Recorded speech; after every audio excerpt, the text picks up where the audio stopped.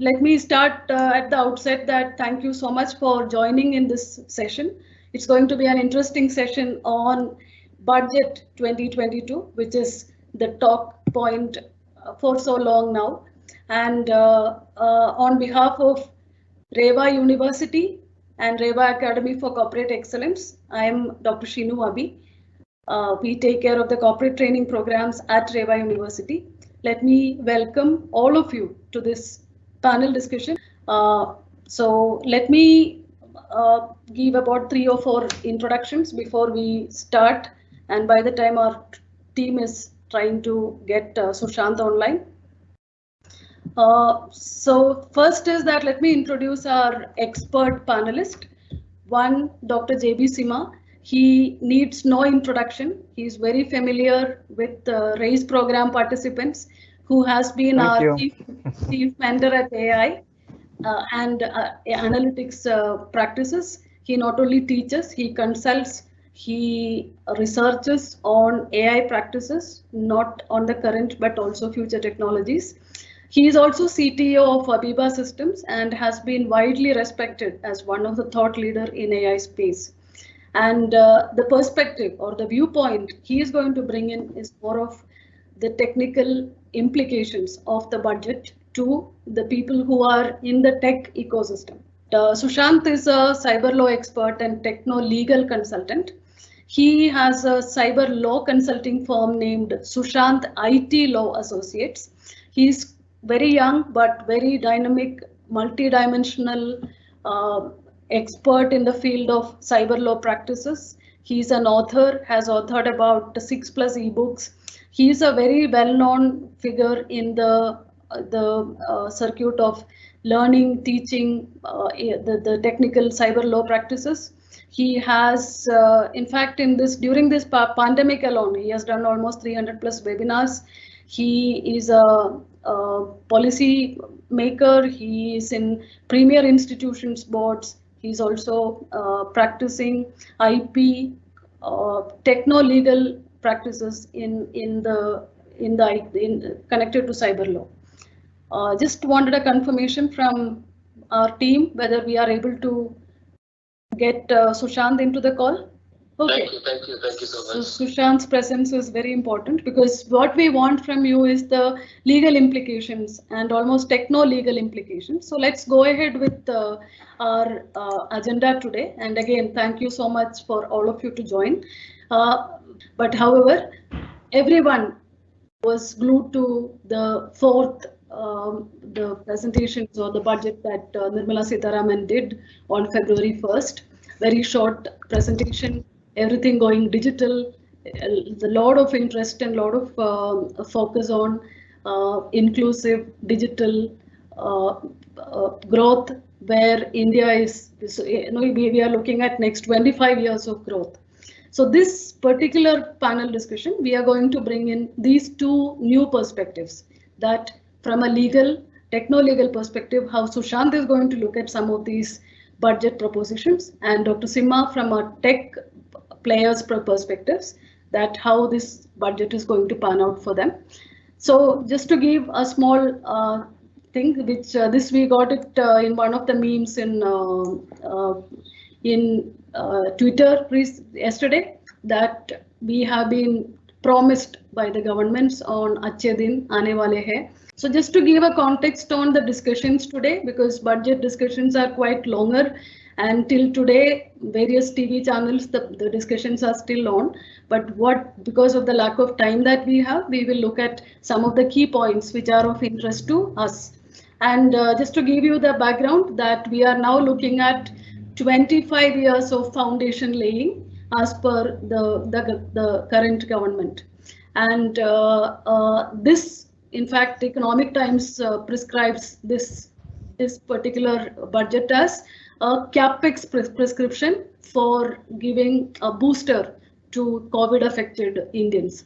So a lot of interest, almost 34% of our expenditure is going to be on various capital expenditure, which they are hoping that the next 25 years will take India to the league of developed countries.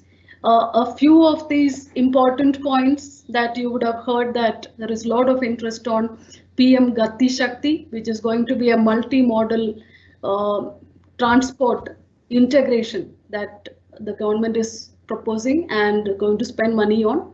A lot of interest in inclusive development, both rural, urban and semi-urban, in terms of the development SOPs that they have been given. Productivity enhancement, there are a lot of incentives based SOPs that which is coming on based on the productivity, and certain new opportunities, especially in sunrise industries. We will discuss that in the coming discussions. And moving from renewable energy to non-renewable energy to renewable energy space is also being talked, and which is definitely one of the major global agenda as well. And how do we actually finance all these investments? Through multi-disbursement policies that the government is looking at. When we look at a corporate performance dashboard, we have KPIs, we have metrics, and being in analytics, one of the analytics players that raises in REVA Academy for Corporate Excellence, we always look at what happened to the last budget. What happened to the achievements that which was promised, and what is the new budget, and how are we going to spend our taxpayers, all of us, all our money, is one of the questions that as a common man we would want to ask. And as we mentioned here, that none of us, Dr. Simha or Sushanth or I or REVA University, we do not have any political lineage or interest. But as common man, we are interested to know how the government is getting the money, how the government is spending the money, and if they are spending on the money for the past almost 9 years now, 10 years now, that where is the money getting spent. But we would also not get into a lot of political conversations here. We would look at from these two point of view is what as we mentioned. So just to again, this is those who are not connected to budget directly, that they should know that we generate the revenue from various taxes that the companies pay, individuals like you and me are paying, and they also get a lot of share from customs, excise and GSTs. And where are we spending? We would spend majority on these central initiatives, but also equally being distributed to states and other emergencies. We also have a series of other revenues coming in, not just tax, that interest receipts, dividends and profits, telecom levies, etc. Just to show how the money is coming and how the money is spent. So government spends money in all these things, you can see here. Then this deficit, there is a deficit between what is the income as well as what they are spending. And this deficit, they are trying to fix as much as possible. You can see the percentages, and there are multiple discussions on how the budget deficit is going to be met. So now let's look at the discussions, and I would invite both Sushanth and Dr. Simha to speak on.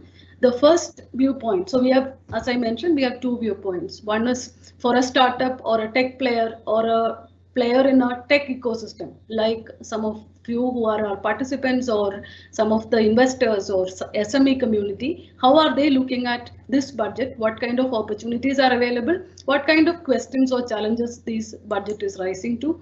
And also from a Sushanth's perspective, that we will look at how techno-legally, that what are the challenges or opportunities that is coming in.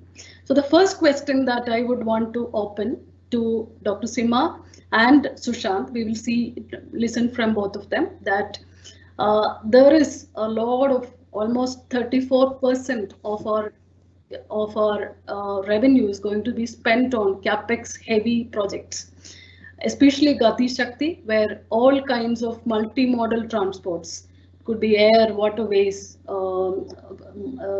road transport, everything is going to be seamlessly going to be integrated. And they are also saying that there is going to be a tech platform which is integrating, which is excellent.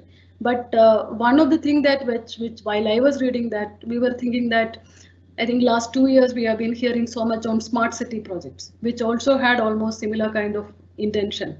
And there was no mention of it on this. But anyway, this is again, it's not my viewpoint. I would request Dr. Simha to share his viewpoint, and Sushanth is also online, so we would want to hear.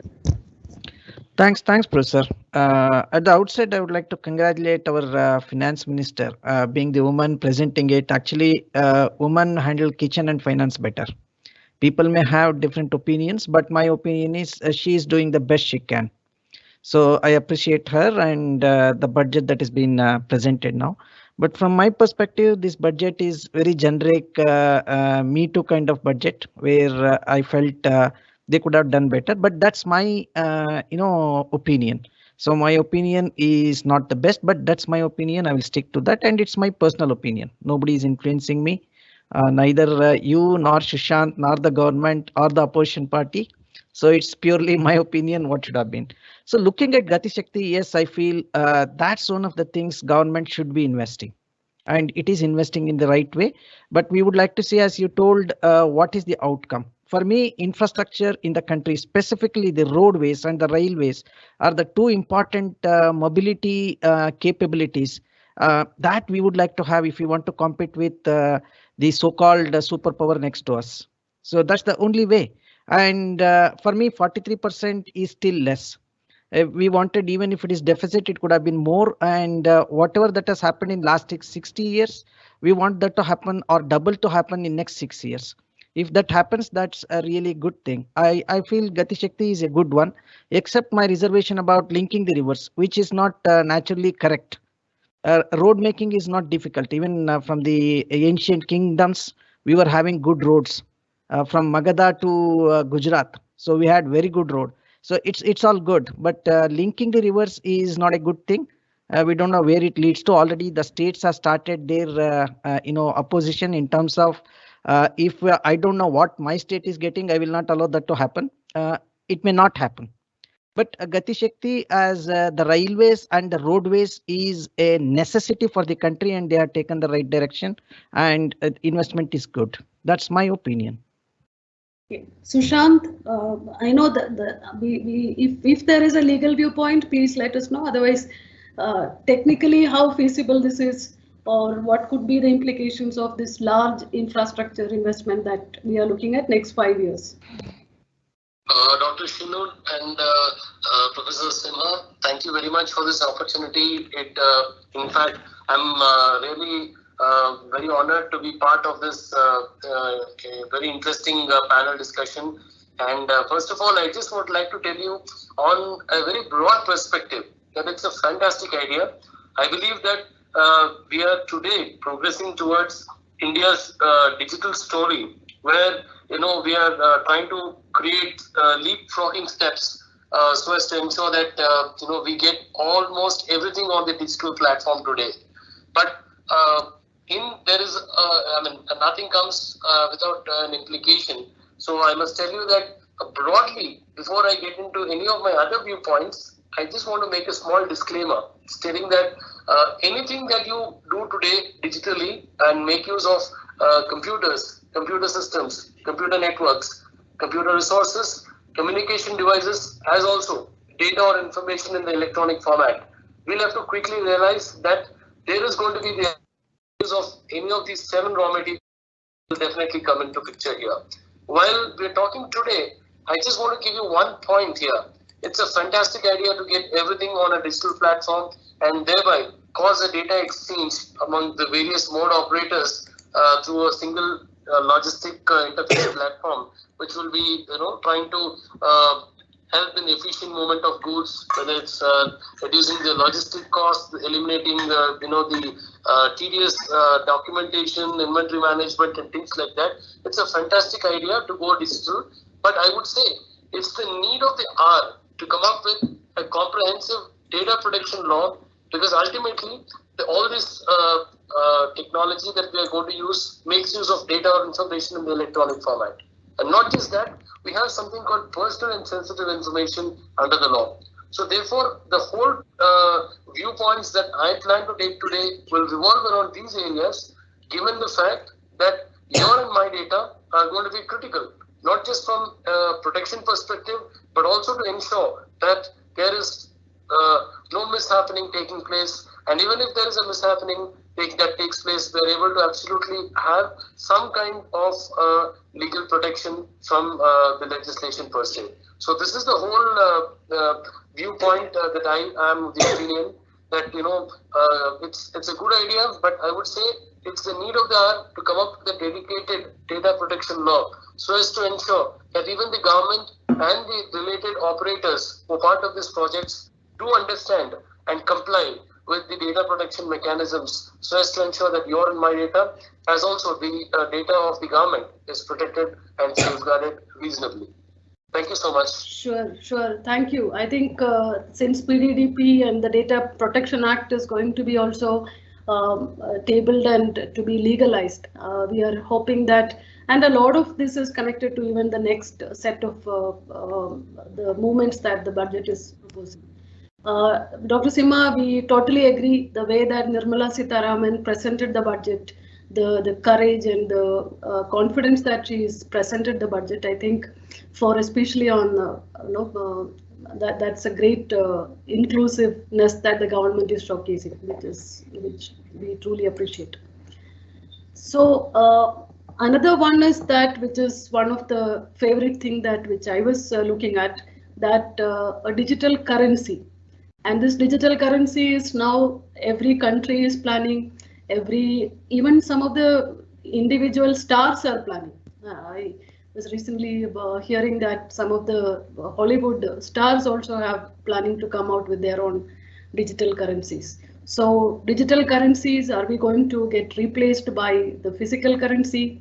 And also, though upfront categorically they have denied that we are not legalizing cryptocurrencies, but everyone is converting virtual assets as cryptocurrencies, and almost 30% of tax is been getting levied on any transactions.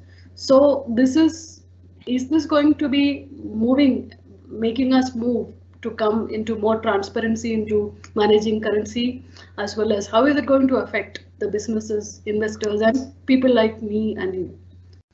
Prof? Yeah, actually, I'm not a great fan of digital currency and cryptocurrency and other things, because for me, I would like to see what is the underlying commodity, the as real asset which can be monetized. When I see digital currency, if there is a possibility, if like Sushanth rightly said, the security is a major concern. So when there is no security, digital currency carries no meaning. It is like the counterfeiting is much easier in digital currency than in fiat currency. Instead of having notes, somebody may introduce something if it is not secure, and that security should come with some kind of insurance. There is nobody who is insuring and telling that if there is something fraud that is happening, I will take the responsibility. And fraudster may go out with something, and I do not want to invest 10 lakhs and get 5 lakhs compensation from the RBI. If I'm investing 10 lakhs, I want the guarantee of 10 lakhs from the government or somebody who is doing that. Otherwise, I would like to purchase gold, which is a rare commodity, which I can do. That's my old school of thought, and I would like to stick to that. The second is the digital assets. That I'm extremely difficult for me to understand.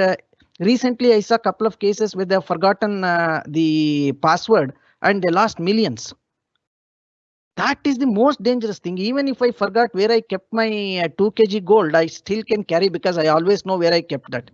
But if I forget my password, if I write the password, somebody can steal it. Social engineering is very easy. But if I, forget it, if I lose that, who is going to give that? In fact, I am for the blockchain technology, but certainly not the digital currency. And I feel the government is doing Me Too kind of thing by following some other countries. So I'm not I don't buy the things, but certainly I'm a minority opinion. It's okay. Okay. So Dr. Simha seems to be not a great fan of cryptocurrency, or he is actually against it. What is your take on that, Sushanth? First of all, I think very interesting point Professor Simha has brought on the discussion. But before that, I just want to give you a certain understanding on, what's the real ambiguity in the virtual currency and digital assets today. When you look at the budget presentation made by our Honorable Finance Minister, then she went on to clarify, stating that crypto and digital assets that we're talking of cannot be compared to currency, because she has very specifically mentioned that something that comes from a central bank happens to be currency, and since cryptos are not given by central bank yet, so we can't consider cryptocurrency, but we can consider them as crypto assets. Well, that's a fantastic statement, but I just wanted to look at it in a different manner. So I'm seeing that digital assets have something that automatically, the moment you talk about an asset, there is automatically the concept of an indirect acceptance of a legal tender with respect to crypto assets. So because any asset that you have today, I think, the end of the day, why are we actually trying to do that? We want to liquidate, we want to get some, revenue out of the same. So indirectly, when I'm trying for the same, there is acceptance with regard to the legal tender of the same. So I think that's a welcoming statement on one side.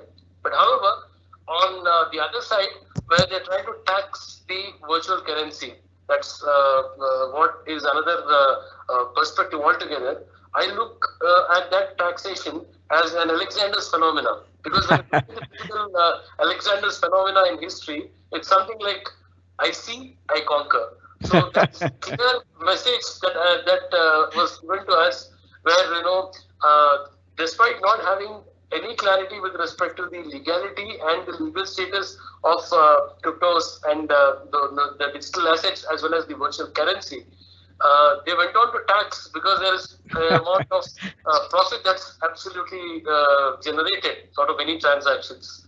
Well, Excellent. on the sadder note, I would like to tell you that a lot of exchanges will try to move away and drift away from India, and then they'll be moving to places, because we already see that countries like Singapore, El Salvador have legalized cryptocurrency as a legal tender, and Singapore also has come up with some regulations that, hey, if you want to start out a crypto exchange, if you're a startup, if you're a company who's really into cryptocurrencies and crypto trading, then all that you need to do is you go ahead, take a license from us, which is typically through an association called MAS, which is Monetary Association of Singapore.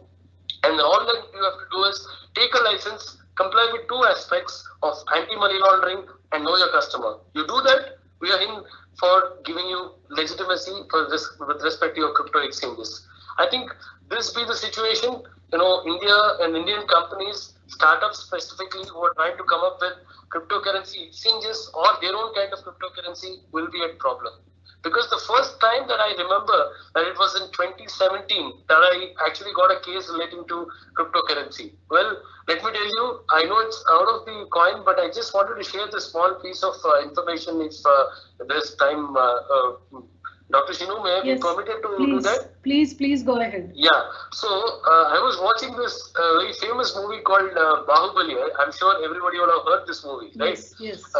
So when we were all thinking about why Katappa killed Bahubali, and I was in the interval block, and then I happened to receive a message on my phone stating that I require a legal opinion. I am from UK on listing out my cryptocurrency on an exchange, and I want that to happen as soon as possible, which is probably before 12 midnight Indian time. So I was just thinking, okay, is this genuine or not? I just messaged the guy back saying that, hey, look, are you serious? And he said, absolutely, these are my details.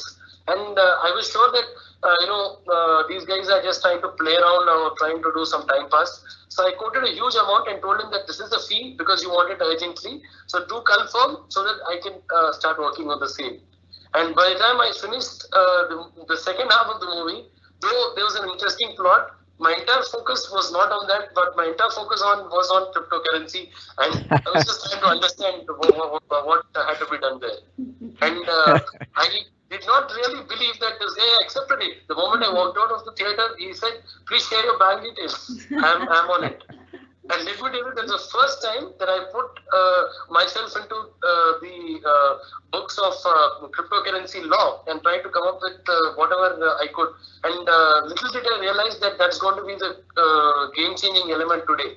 So, it was very interesting because they coined their own cryptocurrency and they came up with a redemption platform which can support the usage of this cryptocurrency for acquiring some services or some products of this particular X company. So in the same way, I can tell you today that utility, as a utility, we still have the opportunity. Even REVA University can come up with their own cryptocurrency and then try to share it with all the participants of this webinar and tell them that in case you want to use any of our webinar or any of our you want to participate in any of our webinars tomorrow that we plan, you can use this crypto or rather shall I say utility token and then join our webinar tomorrow. So that's going to be, I mean, most simplistic example I can talk of as a layman or as a common man with respect to crypto.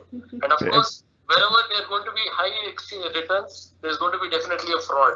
So cyber crypto crimes are also something that are increasing on a daily basis. Yes. So at this point, I think even coming up with a crypto law as also coming up with a data protection law will be the need of the hour. Thank you so much. Yeah, absolutely. In fact, I could see a lot of videos coming in how to avoid this 30% crypto taxes. So there are plenty going around in the market as well. So definitely, I think as you rightly said, it's an Alexandrian move, which may not be the right investment, and a lot of ambiguity on some of these, which eventually, like the way that GST was rolled out, and eventually I think everybody get to know what exactly is the intent. So we would maybe wait for the entire the strategies to pan out. So let's move on to the next viewpoint. There are a lot of interesting movement. Of course, most of the banks are today, all of us are doing a lot of digital transactions. But then there are movements on specifically on certain, I think 75th Independence Day and a lot of 75 based initiatives. One of this is that is it going to create some kind of impact, or is it just a number game that they are proposing? Prof?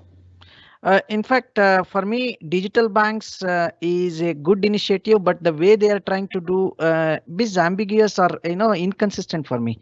On one side, one of the things is that the digital banks will be there, and in fact, our finance minister's discussion point number 61 and 62, they talk about digital banking. But certainly, one good thing with the digital banking and the digital currency they are releasing is they are exchangeable. That's a good thing. But the problem is at the same time, they would like to go for the post office to become, banks. So on two sides, because making post offices are there in every village of the country, whether bank is there or not, the post office is there. That's a good move. In a sense, making post office a postal bank is good, but what is the outcome that we are expecting from the digital banks is not clear to me, unless they give the clarity. This is the value of the digital banks. So unless they adopt the blockchain, unless they adopt the transparency, digital banks are of a different set. Who takes it? Nobody knows. So anything that is to be done, unless that foundation is laid, we are ready with blockchain and everything, every document, every transaction is traceable. Until that comes, making digital bank is putting the cart before the horse. Yes, absolutely agree. Sushanth, digital bank and non-digital banks, I don't see much difference, as Dr. Simha mentioned. What exactly is the difference, or what is the role of these digital banks? Because most of the banks are digital anyway. I think the term digital makes it an entirely a fancy term altogether. There's an old saying: from the time you wake up, you start considering that as a morning. So I believe that digital banking is something that already has started, and we are just evolving with time. But strongly, I feel, apart from being into digital payments and digital banking, it will be the need of the hour to come up with some digital payment related laws as well. Because today, when we are almost trying to have all transactions digital, whether it's through instruments like what do you say, Paytm, or any kinds of e-wallets, any kinds of applications like Google Pay, Phone Pay, and things like that. It's on one hand very exciting because everybody almost today, whether it's a literate person or illiterate person, I think digitally they are literate. I think that's one appreciable move that the government has done. But on the other hand, the literacy is not complete, because literacy comes up with an idea of reading, writing, and understanding. But as far as digital payments and banks are concerned, there's only reading and writing, but no understanding. Because the fact remains is that most of these banks are not compliant with the RBI regulations. If you go on to a bank which is located in the rural area, you go and check out the ATM, they're still using Windows XP. So there was a recent, a screenshot that someone shared in a group saying that, do you remember this? So where they put up the screenshot of Windows XP operating system, and then they try to just create some memory tests for just identification. But sadly, I think that culture has to slowly get out. For that awareness, not just at the government level, but also at the banking level, not just among the banking staff, as also with regard to the customers. I think that's also something that they need to do. And we don't have a singular authority today with respect to digital payments.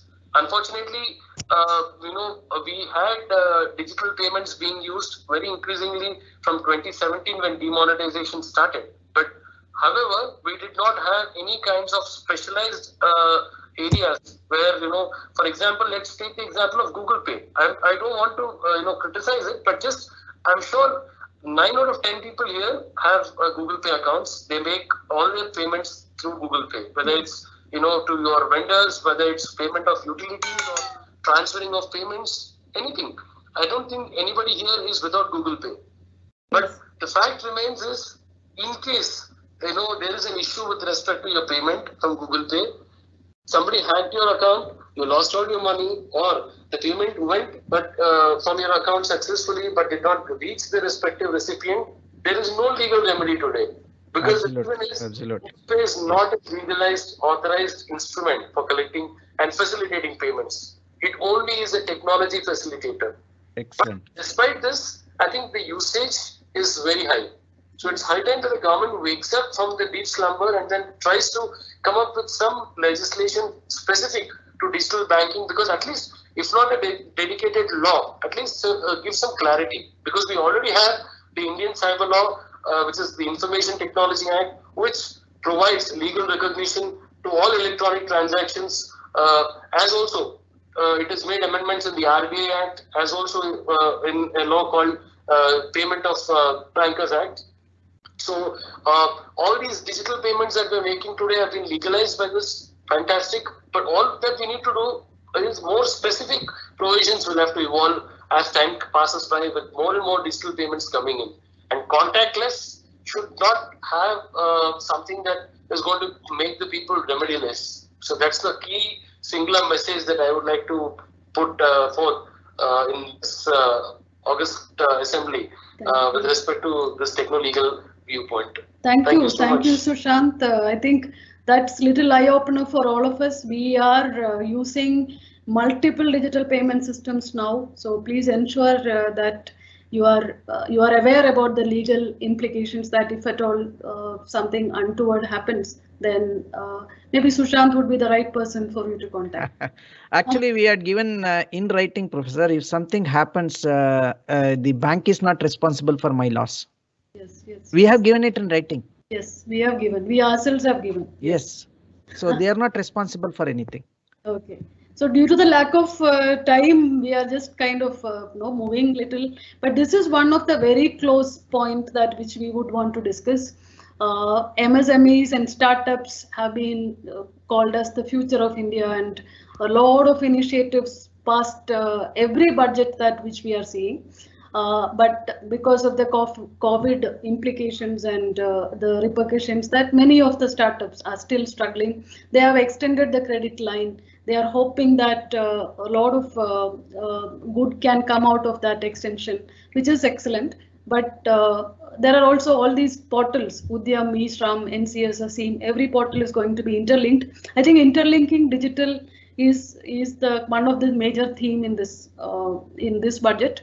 But are these numbers Is it enough? 6,000 crores on MSMEs on extended credit line, 60 lakhs jobs in 5 years. What is your viewpoint, Prof?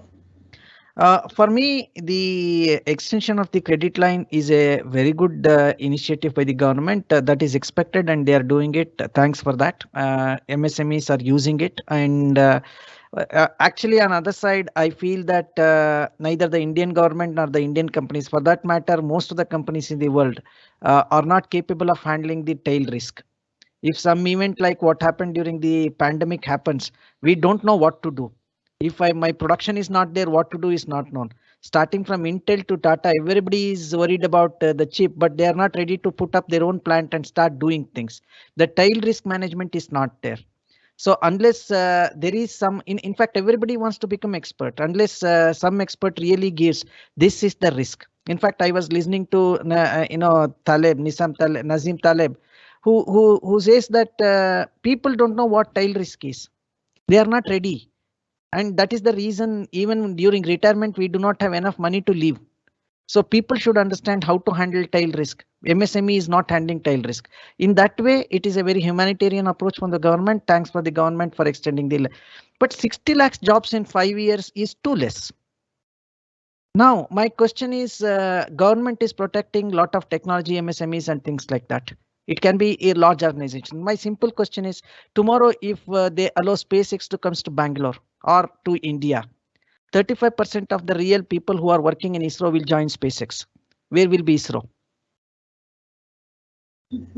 Who will pay for that? The taxpayer will pay for that. The same thing is happening now in telecom. They had given a boost to telecom and they want to introduce 5G.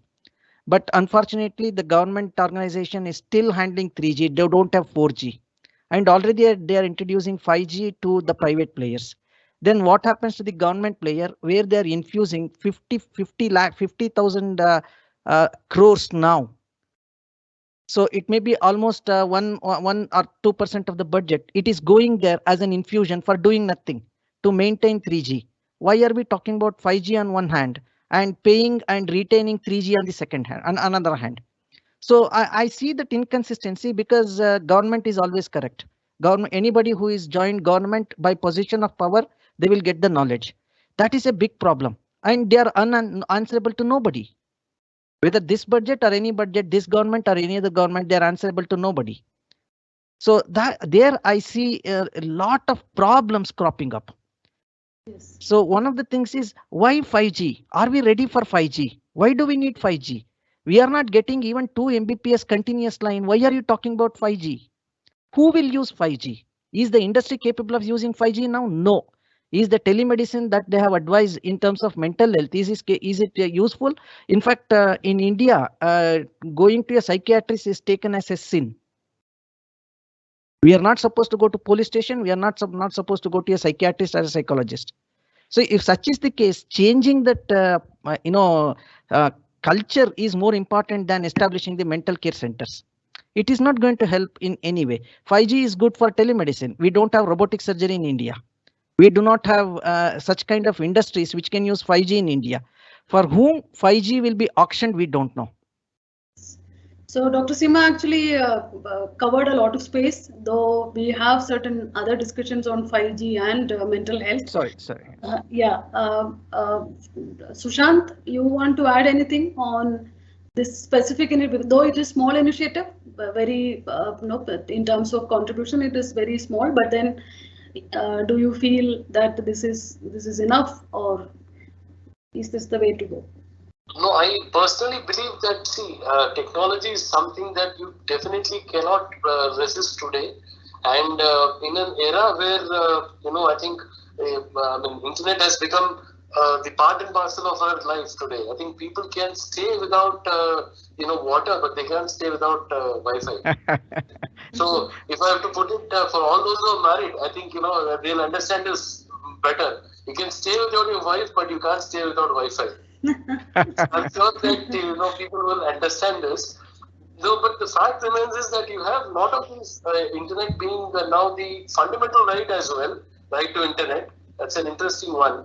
But what becomes important is, as technology is growing, and more so in the telecom sector and 5G coming in, I think 5G plays a very, very critical role in terms of cyber security.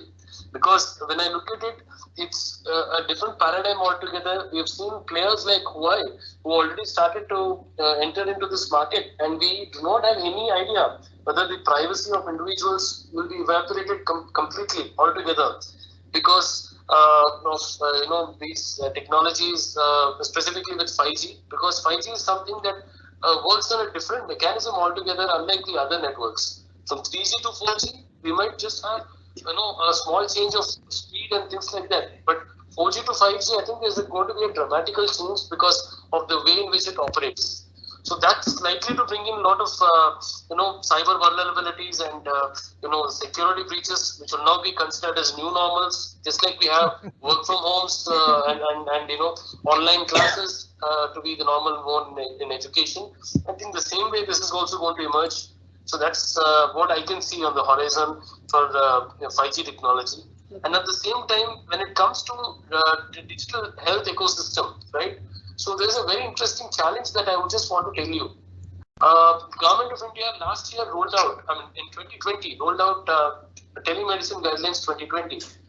But unfortunately, when you look at the National Telemedicine Consulting platform, which is made available by Government of India, it itself is not compliant with the cyber law because it's going to handle a lot of sensitive as also personal information of individuals who are patients. Because the telemedicine guidelines have clearly specifically given relationship as also the compliance parameters as a telemedicine consulting firm or a platform with respect to their compliance with the cyber law, specifically the Information Technology Act and the rules and regulations made thereunder. Specifically, no exception has been carved out for government or the government-related platforms in the said rules. But today, if I were to take a consultation on this national telemedicine platform that's being made available, I think my privacy is absolutely something that's totally at risk today. Well, privacy no longer remains to be something that's only going to be the job of a privacy-related person, maybe a celebrity or someone like that. It's all of us, right? Because thanks to the latest Supreme Court judgment, right to privacy is now being made all of us fundamental rights. So as citizens, we have to clearly understand that privacy of us has to be the paramount importance, be it government or non-governmental agencies per se. So in this scenario, I think, where everything is supposed to be maintained in a digital ecosystem, I see that national health ecosystem is also one of the mentions that the union budget has actually brought on the table, specifically under the Ayushman Bharat digital machine. But I would like to tell you that the concept of unique health identity as also the consent is something that we'll have to constantly be aware of. If you look at even this telemedicine consulting platform, it does not have any consent. It just has this privacy policy and its documents in PDF form, but no consent whatsoever is collected from you and I when you schedule yourself for a consultation. No intent to criticize, just trying to tell the reality. Yes. But that's one side of the story. And the last point that I would like to make here is specific to the mental health. Now, the challenge that is going to arise here is that, from a legal perspective, I'm purely from a legal perspective, so I'm trying to throw more light on it. We'll have to clearly understand that any conversation that's going to take place with a mentally unsound person is not legal conversation in the eyes of law. So that be so, if I, as a mental patient, do excuse me, if I have a mental problem, it can be interpreted as a person with an unsound mind. So therefore, if I am trying to go ahead and make use of teleconsultation for my psychiatric problems, then what's the legal status of such consultation? If the guy who's trying to give treatment does any mischief, or if the patient is not in a state to actually try to explain his or her problem, what happens there? I think, even disasters can take place there. I think in this scenario, it's advisable that proper guidelines be formed in this scenario. I've also looked at the psychiatric rules which actually came out by the government, but there's no mention of this. I think one accompaniment of any other person with a sound mind would have to be made a mandatory so that these kind of issues do not crop up. So that's the whole idea per se. Because when I'm facing some mental health issue, then to what extent would I be considered as a person with a sound mind? I'm purely, no offense to anybody, but just telling you the legal perspective. That's it. So I think these two are my viewpoints as far as the telehealth as well as the 5G is concerned. Okay. So we are just going not exactly as per the viewpoints that which we have put, but definitely I think some of the Sushanth's points is please take it, please make a note, because if you go and check the websites, privacy details are not mentioned, and therefore whenever we are accompanying or maybe we are in that situation, that please ensure that you are at least aware about these implications. So going back to one of the important initiative, that this is a new initiative. Again, I think as we mentioned, digital universities, digital bank. Now again, most of the universities are now anyways teaching online, all are digital now. Hardly anyone is in the campus, and anytime a new wave comes in, everybody is sent back to behind online teaching. Now again, digital university, what exactly is the role? They will have a center as well as hub and spoke model. Various public universities would be part of it, and there is definitely government is giving a lot of mandate to these public universities to set up something, so that we at least from our viewpoint, being a private university, that we found that this is kind of not a balanced growth. So, and national skill qualification framework as well, because they want to revive that, because earlier there was a lot of mention on this framework, but then later they found that the people who have qualified are still not skilled enough by the industry. So, Prof, you have been helping the university like ours to improve the learning quotient. So, what is your take on building digital university, which is going to be centrally managed? That's not clear. It's going to be PPP. What is your take on it? In fact, I would like to take a step back and see what is the role of the university. If the role of the university is knowledge creation and dissemination, anybody who passes through the university should be globally acceptable. But unfortunately, except engineering, no other degree from India is valid outside India.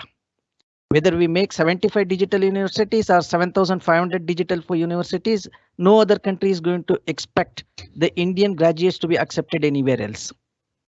So keeping that in mind, for me, I don't know what is the need for creating digital universities. Government should keep out of certain things unless government takes the complete responsibility of the education, which should be a free education for all. Government should not introduce this is how the subject should be taught. This is who should be teaching this subject. Those things should be given to the people to evolve the system. It is always, if we are talking about a capitalistic society, not a socialistic society like post early independent India, where everything will be determined by some people sitting at some place. They will be telling all others are illiterate. We came from England and we will be teaching them. That is no more the question here. There are at least 10% of the population which has reached a critical mass, which can teach India how we can learn.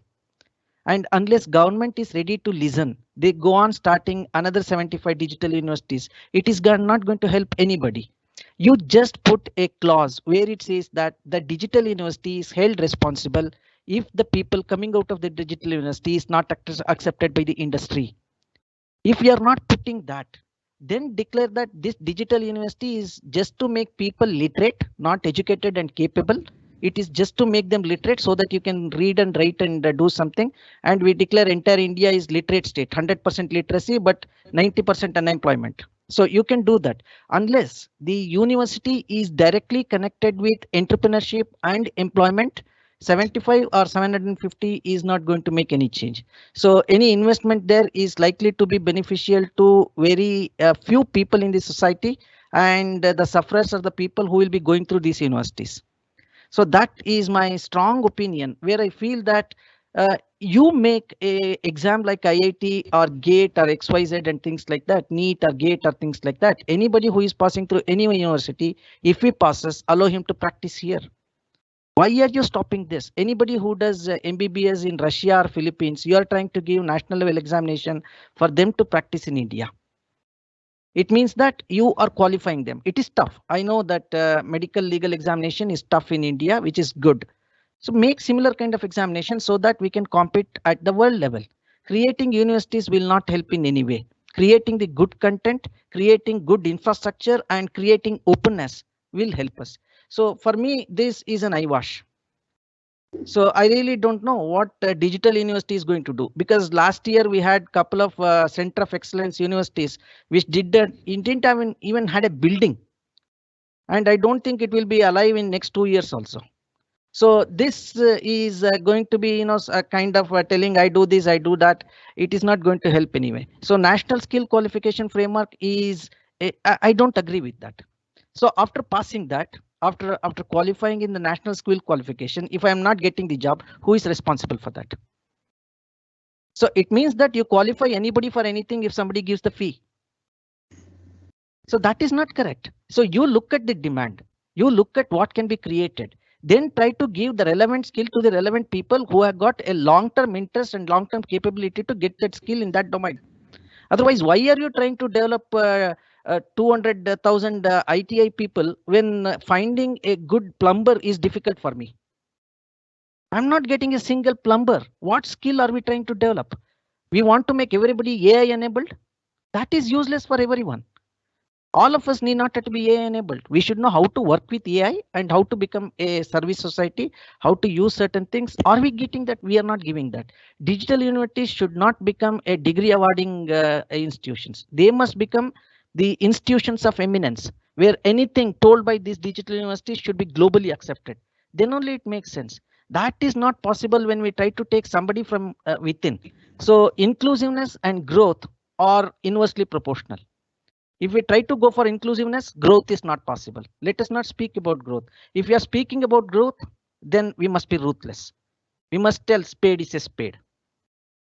Thank you. Thank you, Prof. I think that is very, very definitive statement as always from you, that inclusiveness and growth cannot go together. Is it, are we not bringing in everyone under the literacy umbrella? Sushanth, anything on this?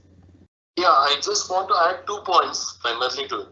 I think fundamentally it's a good proposition in my viewpoint. The reason being that being available in different languages, I think there is vernacular aspect here, which I think is a fantastic aspect today.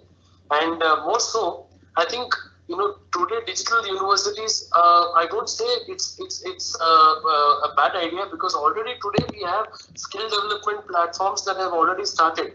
We have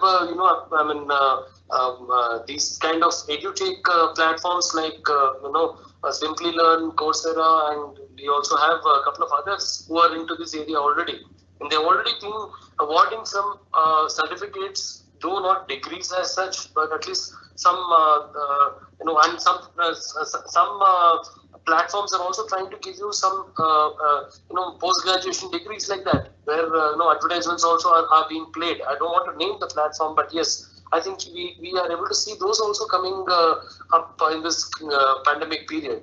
So I believe it's a very good initiative, but what needs to happen is that the clarity needs to take place with respect to what is the exact role and responsibility of these digital universities, how are they going to implement this, and what would be the kind of exercise that they're going to do here. Otherwise, I'm sure the digital university will become another WhatsApp university.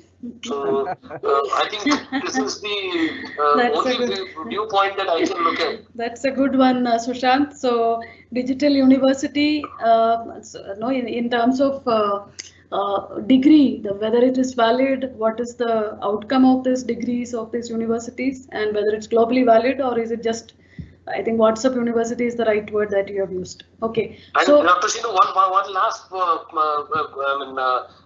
that I would like to make here is that, see, I mean, when it comes to bridging the academia as well as the industry requirement, I think I am of the viewpoint that there is the same thing would apply even physically to a university. See, let me tell you the very own example of legal studies, right?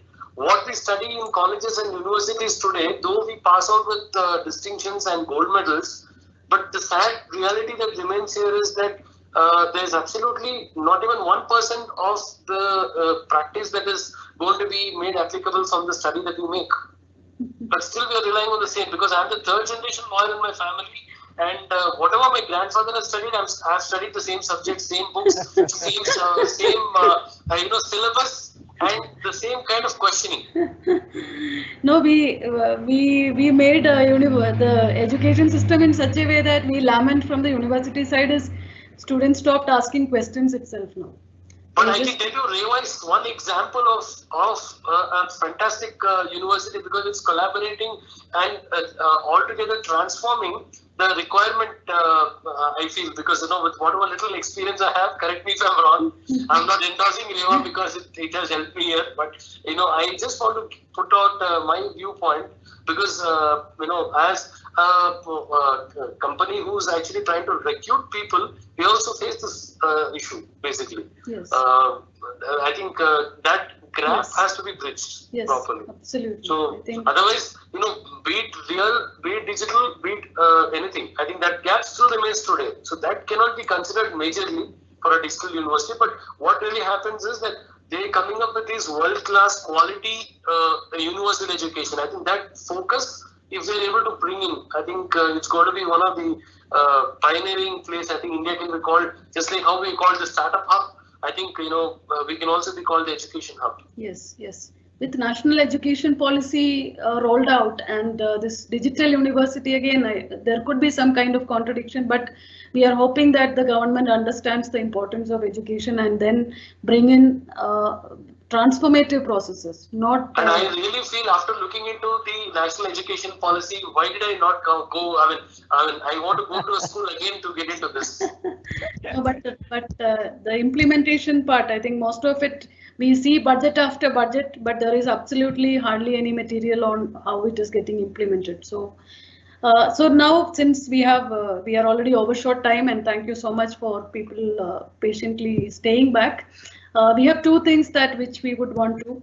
So I would open it up for both of you. One is that there is new technologies. There are a lot of like fintech or drone technologies or blockchain. There are a lot of new technologies which is getting propagated by the government in all their endeavors.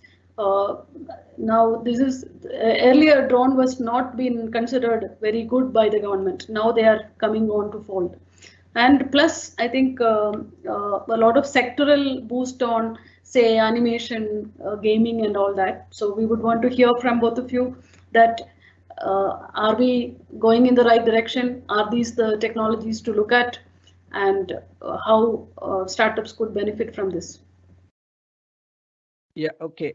For me, drone is a fantastic technology. Actually, if you look at the drones, yesterday I was reading China is simulating a drone which can dogfight with a human fighter, a fighter pilot. That is an excellent example of what drones can do. So tomorrow, if something comes, China may be fighting with its drones than with its pilots. So that's it's not to praise China or to degrade any other country, but the idea is drone technology is a good technology. So I absolutely agree with you. Some time back, government was not interested in drones.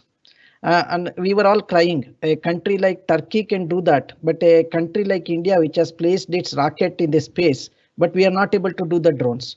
So maybe because we were not technologically superior in terms of, especially in rocket technology, we were good because there are no moving parts. There are no parts which require good stability when it is fly by air. So we don't have the technology even now. So looking at drone, we are late entrants. We are not there. We cannot compete with, at least with the kind of support that we are getting. We may not be in a position to develop the technology per se, Rather, it is a buy versus build kind of situation here. For me, my take is buy it. You cannot build it now. Don't try to build it, right? We must be cutthroat. We must be ruthless. If you have to beg, borrow, steal, we have to do that.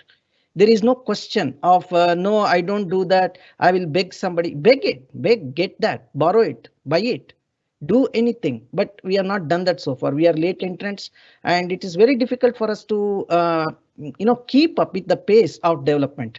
The second reason why this I feel this, because it's a personal experience also. When it comes to drone and other technologies, India lacks a lot of things, which Sushanth also had given some feedback that our understanding was not okay. I am happy to be corrected in that point. But certainly drone as a technology would have made extremely good improvements in the Indian condition. But as I always say, if I use drone, then why should I need 10 people manning the my farm? I don't need them. So if you don't need them, where is the inclusiveness? Where is the job market? So there is a contradiction in what we want to do, what is possible, and what is my intention and commitment. I don't question the intention, but I doubt the commitments. So commitment cannot be as tough as no, you had to hire 10 people to man 5 drones. That is not okay. So there must be some good laws and some clarity on who can own it. In fact, I would like to I can run 10 drones with only one person, one good engineer. Will they allow that? No, they say that you are not creating jobs. That will be a big problem for me. Okay, that's quite contradictory, Sushanth, that having equal number of men manning the drones, then we are not using the technology in the right way. I think, I just want to tell you something that just struck me when this discussion is happening at this point. The first cybercrime was reported in 1860 when for the first time Charles Babbage came up with a computer. And this computer was installed in a factory. And the first cybercrime was all the labor thought they were going to get jobless. So they went ahead and sabotaged the entire computer in the insecurity of losing jobs. So I think, that's the typical way that we are looking at. But I believe that, the technology is here to help us out.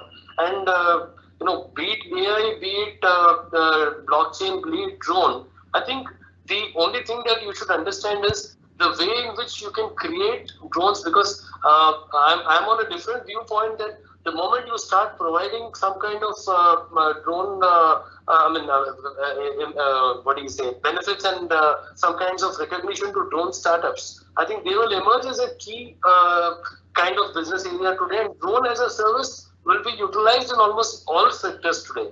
And that way it is going to generate more employment, given the fact that the usage of drone can be right from shooting a pre-wedding shoot or a small short film to actually trying to do something on the war front, like Professor was mentioning about in China. So I believe that this is going to create a lot of new startup entrepreneurs in this direction, because we already started to see this emerge today. Yes. And in 2018, I got the first case where a startup approached me and told me that we are into drones. This is how we operate. Please help us out with the legalities relating to drone.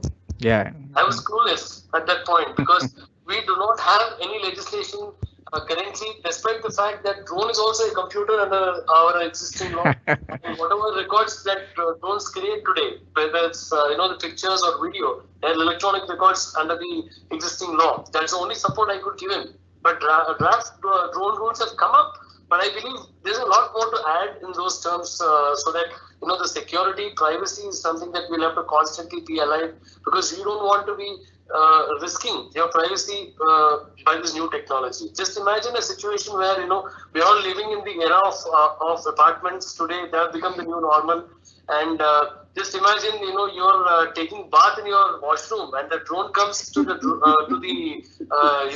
a ventilator. It's going to be very, very, very difficult in an awkward situation. So I believe that this point some regulation has to come up, And we have a licensing system that they have introduced. But primarily, I think with respect to privacy, the rules are not adequate enough. So I believe that doing this is fantastic. Just imagine, I mean, the drone being used for agriculture. Just imagine the situation where women employees are working over there in the fields, and this drone tries to affect the personal privacy of these women workers. How will you handle those cases?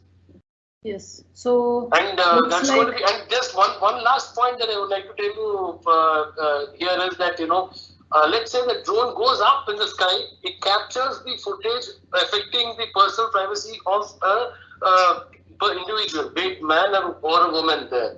Now, which court is going to come into picture? Where will you file the case? Because the cause of action which is required for any legal dispute has taken place in the air. We don't have any courts in the air. So this is another, hypothetical way of just trying to analyze this, and that's my viewpoint on it. And I would also like to add one viewpoint on the animation perspective. See, the animation, visual effects, gaming, and comic, ABGC, what is mentioned there, I think it's a fantastic phenomenon because yes. In one way it's metaverse. Just try to look at metaverse today. It's not something that you're seeing on a Matrix or an Inception or Interstellar. It's something that's the ground reality today. Digital avatars and digital world and digital environment, and all of us having our own digital identities online. It's exciting. So likewise, I think metaverse is also doing something very path-breaking today, and it's good that they've realized it and they're trying to create a task force to actually try to do some capacity building in this area. And I believe that has to be also something that would be the need of the hour, given the fact that metaverse can be applied to any sector. Thank you.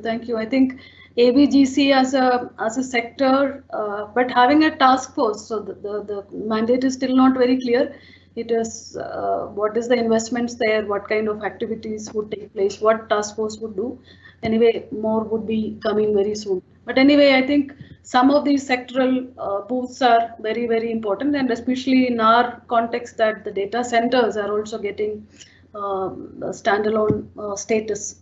So with that, I think most of the areas that which we would want to discuss had come to a conclusion. This is the last point that this is very close to Sushanth, that government says that we would have minimum government and maximum governance, and a lot of complaints have been removed and a lot of laws are repealed to make it easier for business. So ease to do business has to, again, when you compare the ranking, that we are still far behind. But this is this really happening? Is this going to happen, or is there a commitment from the government? I think already initiatives are getting under that same. But what I believe is that constant updations of these would be the need of the hour, because removal of these compliances are very good, excellent. You're trying to bring everything under one single umbrella. That's a fantastic approach. But I believe since it's an umbrella, there are going to be thunderstorms, and if your umbrella gets itself damaged in those specific areas, I think the patches have to be put in a very quick manner so as to ensure that you do not actually get yourself into expose yourself to the thunderstorm. So likewise, I think this is a very good approach. Instead of running to 10 different laws and then struggling for this, this. So everything getting into one platform is a very good idea, but I believe that constant updations of the same would be the need of the hour, because the challenge that I'm seeing here is we're very good in coming up with these compliances, but we never bother to update them. It's just like antivirus. Having one is not enough, but you should have updations of the same. Because even I was surprised to see this. 75,000 complaints have been eliminated. We have no idea about where, what kind of, and is it that the legal process are becoming less cumbersome and making life easier? Anyway, so I mean, that's what is the need of the hour, because at a place where we are moving at such a fast pace that the law is not able to sync itself to the developments, whether it's technology industry or whatever be it. But I think it's a need of the hour that they kind of make the entire process of compliance in a very easy and simple manner, so that that's going to benefit a common man as also the industries and other business stakeholders per se. Okay, so we had we are coming almost to the conclusion of this presentation. We have mixed reviews as usual. Some movements are extremely well accepted by the community, which is the need of the hour. There is a lot of ambiguity, but there are also a lot of reservations on certain moves. So with that, we are kind of concluding, but my team, are there any questions? We can take maybe one question if there is. There was a question on what was the recent hiccup of 5G in US. Basically, the pilots were refusing to fly over the 5G zone because it was intruding in the fly-by-wire operations of the airplanes. So the current airplanes are very wary of flying through the 5G zone. So that's one of the problems that we may face in the future, because it is like DDT. After 60 years, we'll come to know we should not have started it. So as of now, 5G, we don't know what are the consequences, but the first consequence which is met is 5G is likely to intervene in the fly-by-wire operations of the flights. So like that, we don't know whether the TV signals will be disturbed, whether the medical equipments will be disturbed. What happens, we don't know. Though Rajinikanth was able to take the movie to next echelon, we are not in a position to come to that conclusion as of now. Okay, very valid point. I think new technologies bring in new challenges and a lot of plus and minus. There is nothing, but anyway, we are hoping for a balanced and productive growth for the next 1 year or 25 years, depending on which government that we have to bear further. So, Dr. Shinu, I just want to add one small perspective as a closure from my side. Please. I don't know whether I will be taking up your role, please, but please. I'll say that at the end of this very interesting budget discussion, I just want to tell you that any government, whatever be it, not the present government or the past government or whatever be the government that's going to come into power and that's going to introduce a budget, I feel I'm just remembering Steve Jobs' famous quote: if you want to make everyone happy, don't be a leader, sell ice cream. So I believe that we cannot satisfy all sectors, but given the fact that digitization is the key mantra that the current government is looking into, so I believe that a lot of work has to be done, not just capacity building, but also bringing in laws and legal policies are going to be the only two key mantras for a successful budget. So this is my last concluding viewpoint. Thank you. Thank you very much. Thank you so much. I think being citizens and being the direct beneficiaries of the budget, whether this year or the next coming years, I think we ourselves have a lot of responsibilities to the country and to ensure that these things are implemented at the ground level, because most of us are on the ground looking at whether the final benefit is reaching to us. So with that, thank you so much for joining. All of you, and just a quick update on what do we do here for the people who are new to REVA University. We are towards North Bangalore. It's a very sprawling, beautiful 45+ acres campus. We have 15,000 students and almost 75+ programs. Please do look at REVA University's website to know more. We also have this entity which we represent. It is called REVA Academy for Corporate Excellence, which hosts this particular panel discussion today, and we have almost 1,000+. This is dedicated to corporates and working professionals, where we train, we do consulting and research projects in emerging technologies. And to know more about our programs, please connect. We have very high-ranked programs in India and globally valid programs. Some of them are MTech AI, MTech Cybersecurity, MTech Cloud, MBA Business Analytics, and we do a series of short-term consulting practices as well. And with this, thank you so much, Dr. JB Simha, who is thank you, Professor. In terms of his valuable inputs on the budget.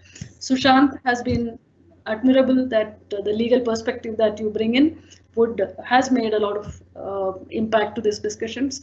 Though you are on phone, we were able to hear you. So thank you so much for joining, and thanks everyone for joining. Please do watch out. Don't sit on the edge and look at the budget, because budget is us. It is our taxpayers' money, and individually, all of us are looking for a great country to live in. And let us do our little bit of part and ensure that some of these initiatives are implemented at the ground level.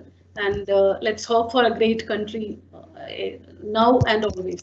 Thank you. Thank you so much. Thank you. Thank you, Dr. Shinu. Thank you, Professor. It has been very interesting. And I'm just looking at the clock and just thinking back that it was a wonderful debate. And then we had a very exciting discussion.